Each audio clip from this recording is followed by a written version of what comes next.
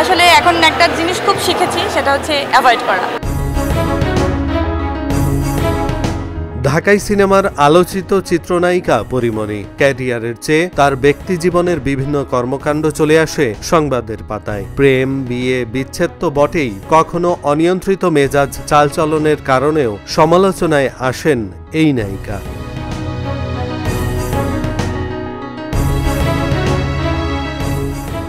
তবে পরীর ভক্তদের অনেকেই মনে করেন পরিমণি কখনো নিজের মেজাজ হারালেও আদতে পরে সেসব তিনি উপলব্ধি করতে পারেন, আর তাকে নিয়ে সমসাময়িক সকল বিতর্ক কিংবা ঝামেলা এখন বিরক্ত হয়ে দাঁড়িয়েছে নায়িকার জন্য। জানালেন এজন্য নিজেকে বদলে ফেলবেন তিনি।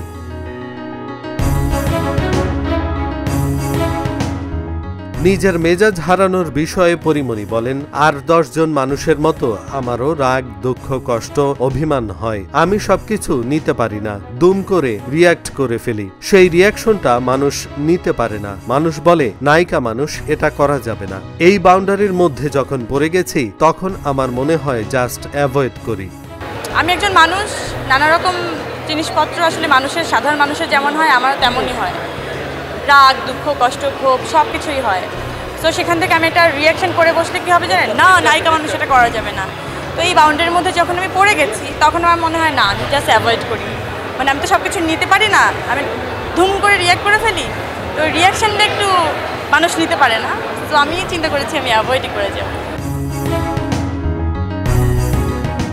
নিজেকে আড়াল করতে যেও পারেন না পরিমণি, এই নিয়ে আক্ষেপ করে নায়িকা বলেন, আমি যত চাই ঝামেলাগুলো এড়িয়ে নিজেকে আড়াল করে জীবনটা উপভোগ করব, ততই ঝামেলাগুলো আমার উপর জেঁকে বসে। তাই বিশ্বাস করা শুরু করেছি সমস্ত ঝামেলা নিয়েই আমাকে বাঁচতে হবে। আমি আসলে এইসব এক্সট্রা কষ্ট নিতে চাই না, এত কষ্টের ভার আসলে নেওয়ার আসলে জায়গা নেই আমার জীবনে। তো আমি আসলে এখন একটা জিনিস খুব শিখেছি, সেটা হচ্ছে অ্যাভয়েড করা। জাস্ট তুমি অ্যাভয়েড করো এবং হ্যাপি থাকো।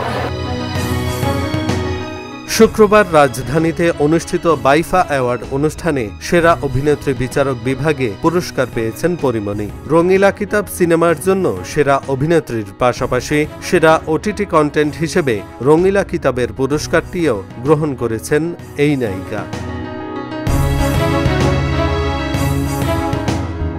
এহসানুল হক, ঢাকা জার্নাল।